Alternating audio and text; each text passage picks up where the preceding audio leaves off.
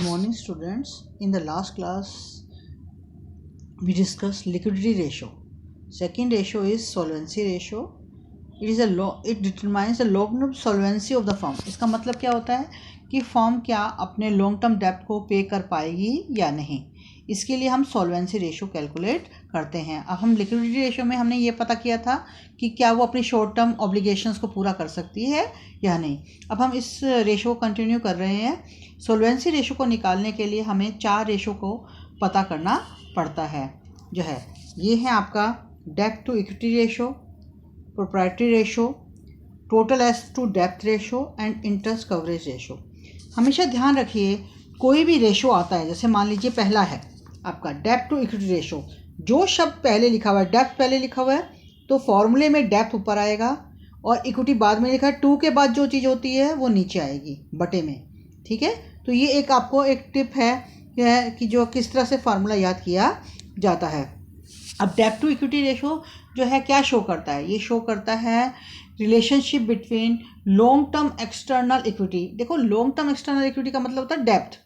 डेब्ट का मतलब है देनदारी, चाहे वो डिबेंचर हो चाहे हमारे लॉन्ग टर्म लोन्स हो. और इंटरनल इक्विटी का मतलब होता है share holder funds. Internal equity का मतलब देखो उनको भी हमें पैसा देना है. शेयर होल्डर फंड्स में शेयर कैपिटल आती है और रिजर्व्स एंड सरप्लस आते हैं. अब शेयर होल्डर फंड्स जो हैं क्यों हमारी जो है इंटरनल इक्विटी है, क्योंकि हमें इनसे पैसा तो मिलता है लेकिन at the time of winding up हमें इनका पैसा भी वापस करना पड़ता है. तो शेयर होल्डर फंड्स में इक्विटी शेयर होल्डर और प्रेफरेंस शेयर होल्डर दोनों आते हैं, प्लस इसमें रिजर्व्स जितने भी हैं ऑल रिजर्व्स एंड सरप्लसेस आते हैं. तो ये लॉन्ग टर्म सॉल्वेंसी को फाइंड आउट करने के लिए निकाला जाता है. नेक्स्ट देखिए बेटा, अगर आप देखें जो है आपका रेशो क्या है. नेक्स्ट आपका रेशो है,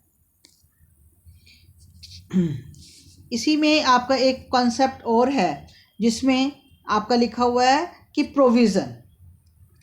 प्रोविज़न क्या है? देखो प्रोविज़न और एक्चुअल लायबिलिटी में फ़र्क है. प्रोविज़न हम इसलिए मेंटेन करते हैं कि हमें पता तो है कि लायबिलिटी होगी लेकिन कितनी होगी उसका अमाउंट नहीं पता. लायबिलिटी तो पता है कि होगी, जैसे क्रेडिट सेल है, हमें पता है कि कुछ ना कोई जो है ऐसा डेटर होगा जो पैसे नहीं देगा, लेकिन कितने ऐसे डेटर होंगे हमें उसका एग्जैक्ट अमाउंट नहीं पता. इसके लिए हम प्रोविज़न मेंटेन करते हैं. तो हमेशा ध्यान रखिए जब हम लॉन्ग टर्म डेब्ट लिखते हैं तो उसमें आपको लॉन्ग टर्म प्रोविजंस को लेना ही लेना है. नेक्स्ट आ जाइए जो है इसका रेशो. अब इसका रेशो क्या है, मैंने भी आपको बताया कि डेब्ट टू इक्विटी रेशो. डेब्ट पहले है तो डेब्ट को ऊपर रखेंगे. टू इक्विटी का मतलब है इक्विटी, हमेशा इक्विटी को बोलिए या शेयर होल्डर फंड्स वाली है ये और है.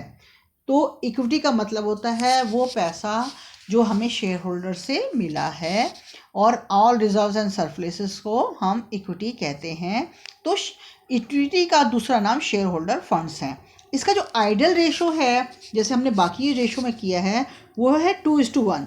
यानी इसमें थोड़ा बहुत इधर उधर हो सकता है लेकिन कंपनी का रेशो अगर ये है तो कंपनी जो है अच्छा परफॉर्म कर रही है, यानी वो अपने लॉन्ग टर्म डेब्ट को आसानी से रीपे कर सकेगी. अब मैंने इसी को एक्सप्लेन किया था. डेब्ट क्या है, लॉन्ग टर्म बोरिंग. अब लॉन्ग टर्म बोरिंग में क्या लेते हैं हम, डिबेंचर लेंगे और लॉन्ग टर्म लोन लेंगे. और लॉन्ग टर्म प्रोविजंस यानी वो प्रोविज़न जो कि 1 साल के बाद जो है जिनको हमें पैसा जो है देना है उसको हम बोलते हैं लॉन्ग टर्म प्रोविजंस.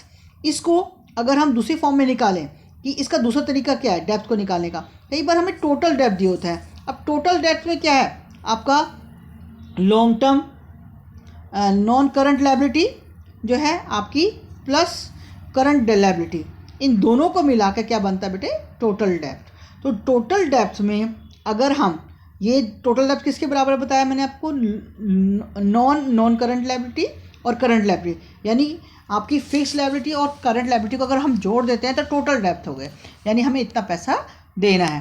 तो दूसरा फार्मूला क्या है, कई बार हमें डेब्ट निकालना है तो डेब्ट का मतलब हमेशा लॉन्ग टर्म डेब्ट होता है, उसमें प्रोविज़न लॉन्ग टर्म हमें लेने होते हैं, शॉर्ट टर्म नहीं लेने. तो लॉन्ग टर्म जो है डेब्ट निकालने के लिए कई बार हमारे पास टोटल डेब्ट दिया होता है क्वेश्चन में, तो टोटल डेब्ट में से करंट लायबिलिटी को लेस कर देंगे. या दूसरा फार्मूला क्या है, कैपिटल एम्प्लॉयड, यानी कितनी कैपिटल व्यवसाय में लगी हुई है उसमें से अगर हम इक्विटी, देखो व्यवसाय में कैपिटल क्या लगी है, शेयर होल्डर भी कैपिटल लगाते हैं, ठीक है, रिजर्व एंड सरप्लस से भी कैपिटल आता है, यानी शेयर होल्डर फंड से भी पैसा आ रहा है, और दूसरा किससे आ रहा है, डेप्ट से भी पैसा आ रहा है। तो जब हम कैपिटल एम्प्लॉयड का मतलब क्या होता है, डेप्ट प्लस इक्विटी हम बोलते हैं कैपिटल एम्प्लॉयड। अगर उसमें से हम इक्विटी को माइनस कर देंगे तो भी हमारा क्या निकलेगा, बचेगा क्या, डेप्ट बचेगा। ये ध्यान रखना है आपको जो है। तो कई तरह के फॉर्मूले हैं, ये आपको याद रखने हैं कि जो है कैपिटल एम्प्लॉयड कैसे निकलती है, डेप्ट प्लस इक्विटी या नॉन करंट एसेट। क्योंकि क्या होता है, हमें पता है कि टोटल आपकी लायबिलिटी किसके बराबर है, टोटल आपकी एसेट्स के, ठीक है। अब टोटल लायबिलिटी टोटल एसेट के बराबर, बैलेंस शीट में दोनों साइड बराबर होती हैं, तो हम इसको एसेट साइड से भी निकाल सकते हैं। कई बार हमें क्वेश्चन में डेप्थ तो निकालने हैं, लेकिन कोई भी डेप्थ का लायबिलिटी साइड का आइटम नहीं दिया होता, तो हमें पता है इस फॉर्मूले से कि टोटल लायबिलिटी टोटल एसेट के बराबर होती है। अब टोटल एसेट क्या है, हमारी non current asset plus working capital. अब वर्किंग कैपिटल में क्या आएगा बेटा, वर्किंग कैपिटल होता है current assets minus current liability जो है, ठीक है। यानी आपने नॉन करंट एसेट भी ले ली, करंट एसेट भी ले ली, और उसमें से क्या माइनस कर दिया, करंट लायबिलिटी को माइनस कर दिया, और जो है क्या लेस कर दिया, फिक्टिशियस एसेट, तो भी आपकी कैपिटल एम्प्लॉयड आ जाएगी। तो कई तरीके से हम कैपिटल एम्प्लॉयड को निकालते हैं, लायबिलिटी साइड से भी, जिसमें बताया मैंने डेप्ट प्लस इक्विटी, और ये शेयर होल्डर फंड्स जो हैं या इक्विटी को हम कैसे निकालते हैं, इसमें इक्विटी और प्रेफरेंस शेयर दोनों लेते हैं, शेयर कैपिटल यानी प्रेफरेंस और इक्विटी दोनों, रिजर्व एंड सरप्लस, या ये तो लायबिलिटी साइड होगी आपकी। एसेट साइड से हम नॉन करंट एसेट लेंगे जो है, नॉन करंट एसेट में बेटे आप देख रहे हैं कि टेंजिबल एसेट, इनटेंजिबल एसेट जो है, नॉन ट्रेड एसेट्स और लॉन्ग टर्म लोन्स। ये लॉन्ग टर्म लोन्स हमारी डेप्थ नहीं है, ये जो है जहाँ हमने कंपनी ने किसी और कंपनी में पैसा लगाया हुआ है, ये वो है बेटा जो है। जब कंपनी किसी और कंपनी में पैसा लगाती है तो उसको हम बोलते हैं लॉन्ग टर्म डेप्थ, ठीक है। तो ये लॉन्ग टर्म लोन का मतलब है कंपनी ने किसी और कंपनी को लोन दिया हुआ, ये एसेट साइड पर आएगा। फिर वर्किंग कैपिटल, और उसमें से नॉन करंट लायबिलिटी को लेस कर दें, या अब ये नॉन करंट लायबिलिटी क्या है, लॉन्ग टर्म बोरिंग और लॉन्ग टर्म प्रोविजंस। तो टोटल एसेट्स में से जब हम टोटल डेप्थ को लेस कर देते हैं तब भी हमारी इक्विटी निकल जाती है। तो ये सब फार्मूले आपको याद रखने हैं कि शेयर होल्डर फंड निकालने के लिए हम कई तरीके से क्वेश्चन में करते हैं, ये डिपेंड करता है कि क्वेश्चन में हमें क्या फिगर दी हुई है। तो टोटल एसेट्स में से अगर हम टोटल डेप्थ का मतलब क्या है, जो है आपके लॉन्ग टर्म और शॉर्ट टर्म दोनों, अगर दोनों लेस कर देंगे टोटल एसेट, क्योंकि टोटल एसेट टोटल लायबिलिटी के बराबर है, ठीक है। अगर आप टोटल एसेट में से टोटल डेप्थ लेस कर देंगे तो बचेगा क्या, बचेगा आपका शेयर होल्डर फंड्स बचेगा। वर्किंग कैपिटल आपको पता ही है कि करंट एसेट में से करंट लायबिलिटी को लेस करते हैं। तो कई बार अगर लॉस है तो उसको माइनस में लिखते हैं। रिजर्व एंड सरप्लस का मतलब ये नहीं हमेशा प्लस में होगा, अगर लॉस है तो उसको माइनस में लिखा जाता है। अगर ये क्वेश्चन देखें फटाफट, अब यहाँ इस क्वेश्चन में 42 इलस्ट्रेशन है आपके टीएस ग्रेवाल की। इसमें आपको डेप्ट टू इक्विटी रेशियो निकालना है। सबसे पहले फार्मूला लिखेंगे कि ये फार्मूला क्या है, हमारा फार्मूला है डेप्ट अपॉन इक्विटी। ये सब फिगर आपकी बाद में आएंगी, ये अभी बाद में लिखना है हमें, अभी ये नहीं लिखना। तो सबसे पहले हमें क्या निकालना है, डेप्थ निकालना है। डेप्थ क्या होती है, लॉन्ग टर्म बोरिंग होती है, लॉन्ग टर्म प्रोविजन होता है, वो क्वेश्चन में दिया हुआ उसको ऐड कर दिया हमने। ऐसी इक्विटी है, इक्विटी का मतलब है शेयर होल्डर कैपिटल भी, प्रेफरेंस कैपिटल वो है नहीं इस क्वेश्चन में, तो खाली हम इक्विटी शेयर कैपिटल लेंगे यहाँ से। फिर जनरल रिजर्व में खाली एक ही रिजर्व दिया हुआ है तो वो लेंगे। अब यहाँ पर debit balance of profit and loss account दिया हुआ है, इसका मतलब क्या बेटे, माइनस करना है। डेबिट का मतलब माइनस, क्रेडिट का मतलब प्लस, तो इसको हमने माइनस इसलिए किया है क्योंकि ये डेबिट बैलेंस है, ये ध्यान रखना। तो इस तरह से क्वेश्चन को किया जाता है। अगर हम और क्वेश्चन देखें, इसमें 43 इलस्ट्रेशन में बेटा देखें तो यहाँ पर लॉन्ग टर्म बोरिंग दिए हैं, लॉन्ग टर्म प्रोविजन दिए हैं, करंट लायबिलिटी दी है, नॉन करंट एसेट दी हुई है, करंट एसेट दी हुई है।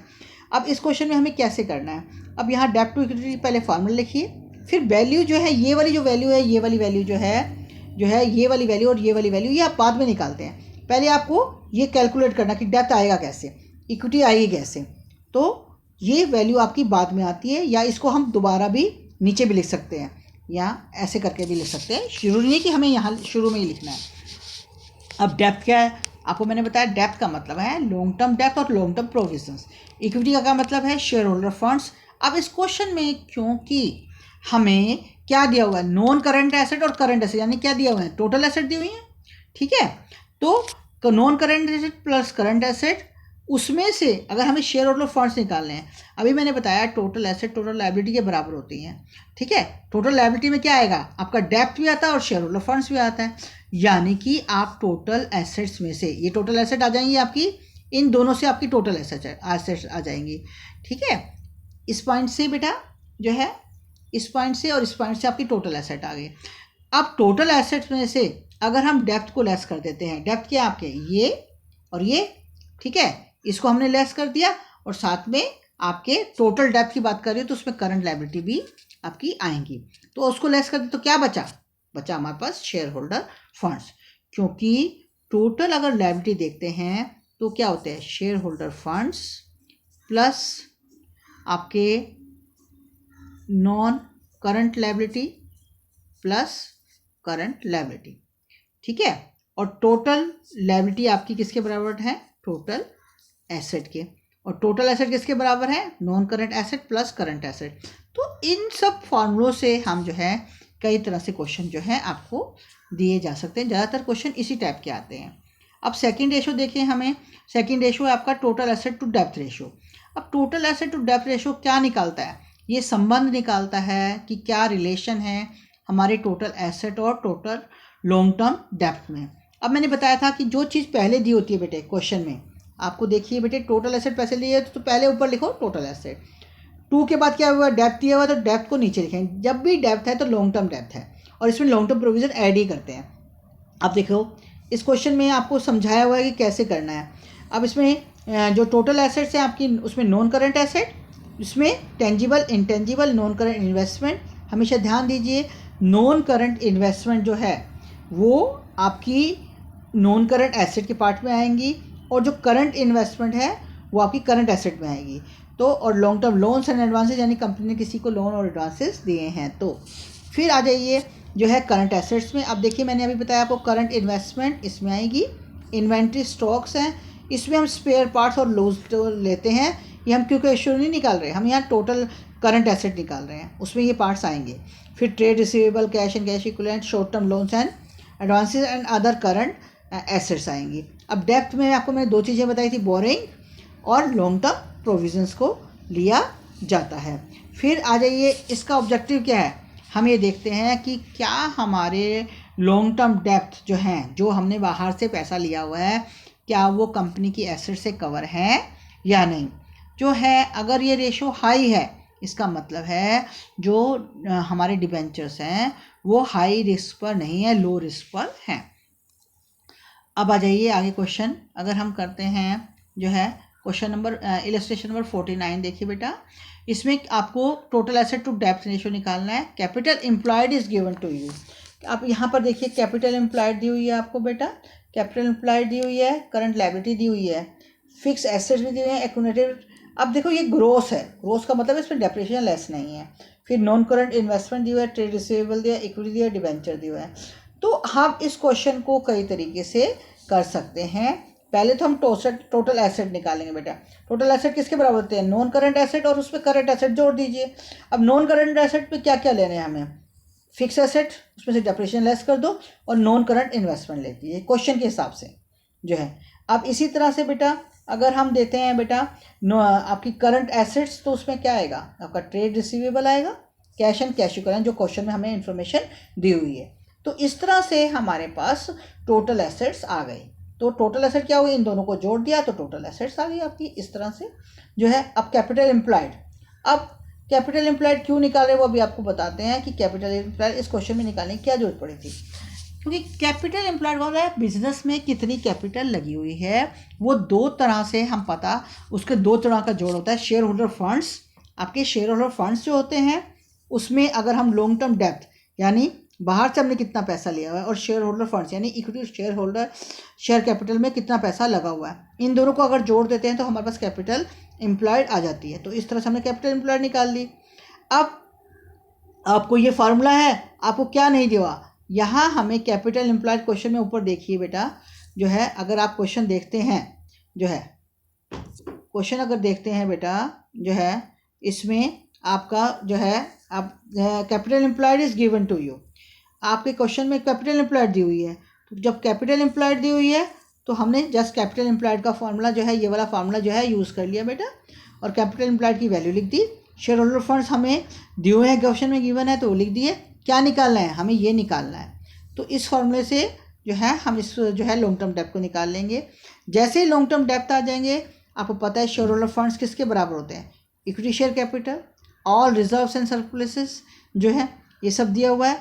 तो इस तरह से जो है शेयर होल्डर फंड्स भी हमारे निकल जाएंगे। तो ऐसे क्वेश्चनों को किया जाता है।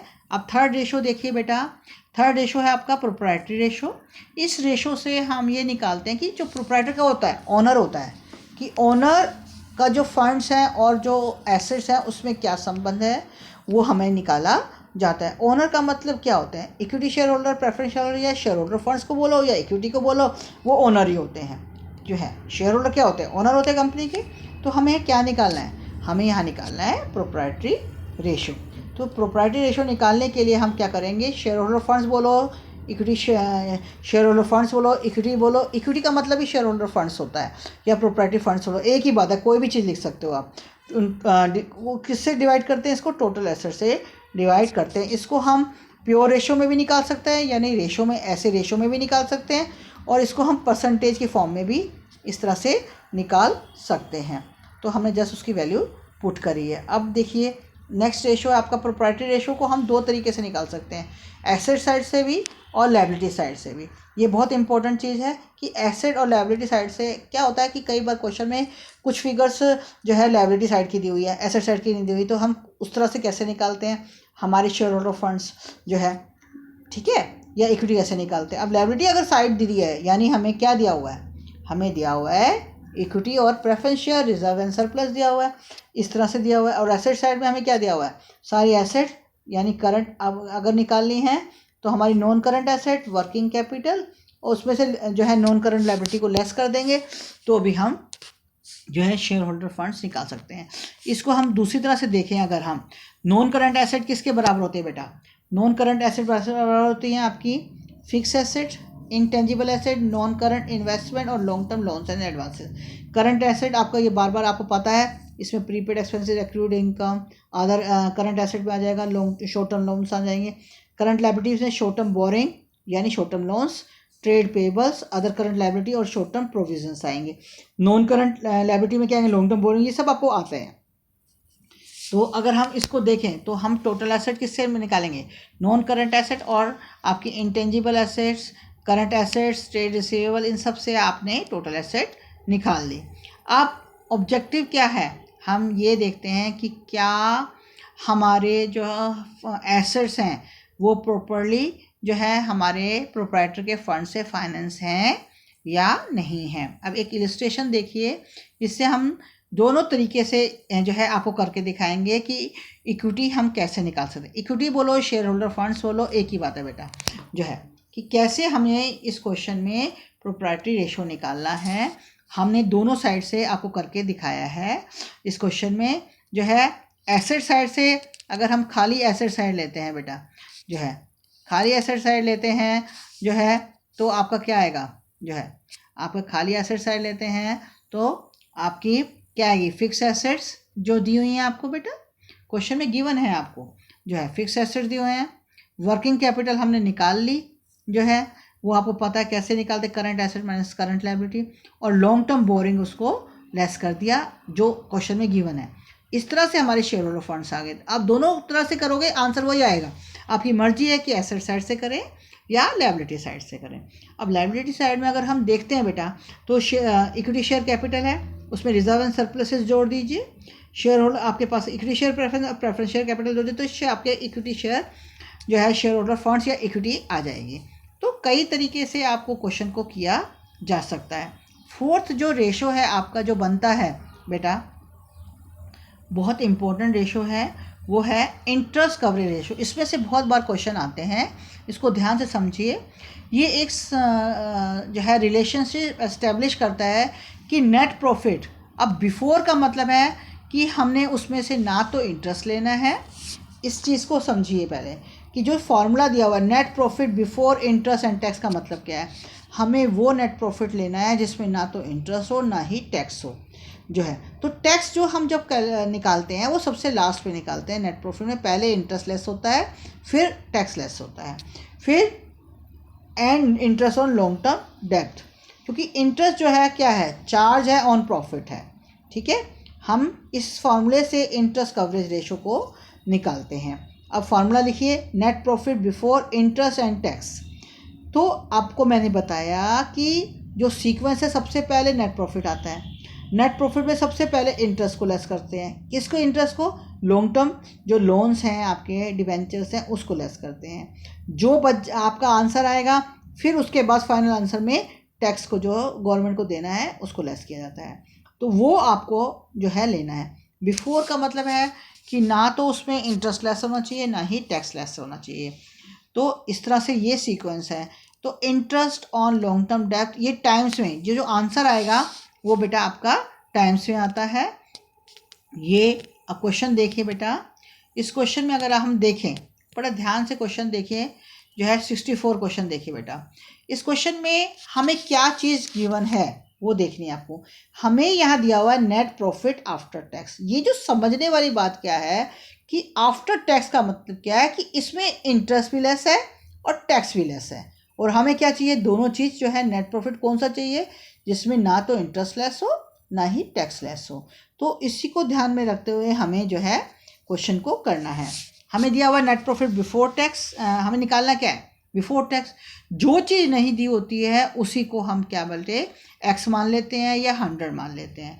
तो इस क्वेश्चन में जो है 100 मान लिया हमने जो है। सपोज हम यहाँ लिखेंगे कि नेट प्रॉफिट जो है आपका बिफोर जो है टैक्स। देखिए, बिफोर टैक्स का मतलब है, मैंने आपको बताया, पहले इंटरेस्ट लेस होता है फिर टैक्स लेस होता है।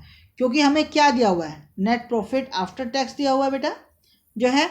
तो हम क्या लेंगे, क्या मानेंगे? जो चीज़ निकालनी है वही मानेंगे। हमें चाहिए net profit before tax and before interest. तो हम आफ्टर टैक्स दिया हुआ है तो हम बिफोर टैक्स मान लेते हैं 100। अब टैक्स कितना है हमारा? टैक्स हमारा है 40%, यानी 100 रुपये में 40 रुपये क्या है? टैक्स है। ठीक है, तो हम टैक्स आ गया आपका 40 रुपये जो है। और नेट प्रॉफिट आफ्टर टैक्स कितना आ गया? 60 रुपये। क्यों हमने आफ्टर टैक्स निकाला है? क्योंकि क्वेश्चन में क्या चीज़ दी हुई है? नेट प्रॉफिट आफ्टर टैक्स दिया हुआ है। तो जो चीज़ दी हुई होती है उसी चीज़ को हम जो है निकालते हैं। और हम सपोज किसको करते हैं? ये 100 किसको मानते हैं? जो चीज़ हमें निकालनी है। हमें निकालना है नेट प्रॉफिट बिफोर टैक्स। तो जो चीज़ निकालनी होती है उसको 100 मान लेते हैं, जो चीज़ दी हुई है उसको निकालते हैं। तो 100 रुपये के हिसाब से हमारा नेट प्रॉफिट आफ्टर टैक्स कितना है बेटा? 60 रुपये आया। अब क्वेश्चन में क्योंकि आफ्टर टैक्स दिया हुआ है हमें, वो कितना दिया हुआ है बेटा? हमें दिया हुआ है 1,20,000। तो सिंपल क्या रखना है कि जो चीज़ हमें निकालनी है बेटा, हमें क्या निकालनी है? हमें जो है बिफोर टैक्स निकालना है। ठीक है, ये निकालना है क्योंकि हमने 100 माना है तो हमें ये निकालना है। दिया क्या हुआ है? यहाँ हमें ये दिया, जो चीज़ दी होती है उसको नीचे रख दीजिए। हमने क्या निकाला है? इसको 60 रुपये को निकाला है, इसको नीचे रख दीजिए। निकालना क्या है? बिफोर टैक्स, उसको ऊपर रखना है। तो 100 को ऊपर रखिए और जो चीज़ निकाली है आफ्टर टैक्स 60 रुपये वो निकाला है हमने 100 रुपये पे जो है 40 रुपये के हिसाब से। तो नेट प्रॉफिट आफ्टर टैक्स जो है वो निकाला। ये इक्वेशन से भी कर सकते हैं आप कि नेट प्रॉफिट आफ्टर टैक्स अगर 60 रुपये है तो बिफोर टैक्स कितना है? 100 रुपये है। नेट प्रॉफिट आफ्टर टैक्स 1,20,000 है तो बिफोर टैक्स जो है नेट प्रॉफिट कितना होगा? ये होगा 2 लाख। तो इस तरह से क्वेश्चन को किया जाता है। अब मैंने क्योंकि बताया था कि इंटरेस्ट जो है सबसे लास्ट पे निकाला जाता है बेटा। तो जो है पहले इंटरेस्ट होता है, टैक्स बाद में निकालते, सॉरी, टैक्स जो है सबसे लास्ट पे हम निकालते हैं। फिर जब टैक्स बाद में निकालते हैं जो है तो हमें क्या करना है? तो हमें बेटा देखना है आपका जो है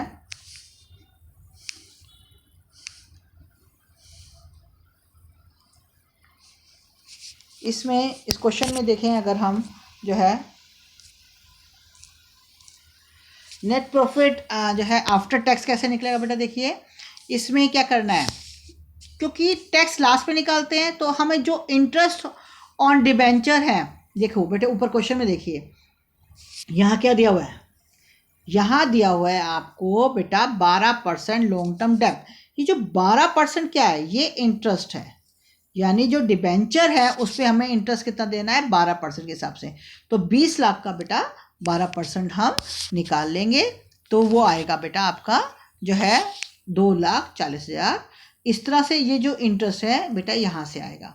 तो interest on long term debt मैंने बता दिया आपको, जो है 12% निकाला है हमने, जो हमें दिया हुआ है डिबेंचर उस पर, तो 2,40,000 हो गया। नेट प्रॉफिट बिफोर टैक्स हमें पता है, तो उस टैक्स में से सबसे पहले हम ऐड क्यों करेंगे, ये जोड़ेंगे क्यों, क्योंकि जब हम नेट प्रॉफिट निकालते हैं पहले इंटरेस्ट लेस किया होगा, फिर टैक्स लेस किया होगा। हमारे पास बिफोर टैक्स तो आ गया नेट प्रॉफिट, लेकिन हमें क्या चाहिए, नेट प्रॉफिट बिफोर टैक्स भी चाहिए और बिफोर इंटरेस्ट भी चाहिए। तो जब हम उल्टे चलते हैं आंसर से तो हमें ऐड करना पड़ता है, और जब हमें आफ्टर निकालना है तो हमें लेस करना है। हमें क्या निकालना है, हमें निकाला है net profit before interest and tax, इसलिए जो इंटरेस्ट जो ऑन डिबेंचर है उसको हमने जोड़ा है, ये हमने निकाल लिया, इसको हमने जोड़ दिया, ये हमने वैल्यू निकाल दी। इस वैल्यू को हमने जस्ट इस फार्मूले में पुट किया है, जो है ये निकाल दिया, और ये इंटरेस्ट हमने अभी निकाला आपको बताया। इसको हम जो है इस तरह से क्वेश्चन को करते हैं, ये आपका आंसर आ गया। तो आई होप जो है ये आपको सारी चीज़ें क्लियर होगी। Thank you so much.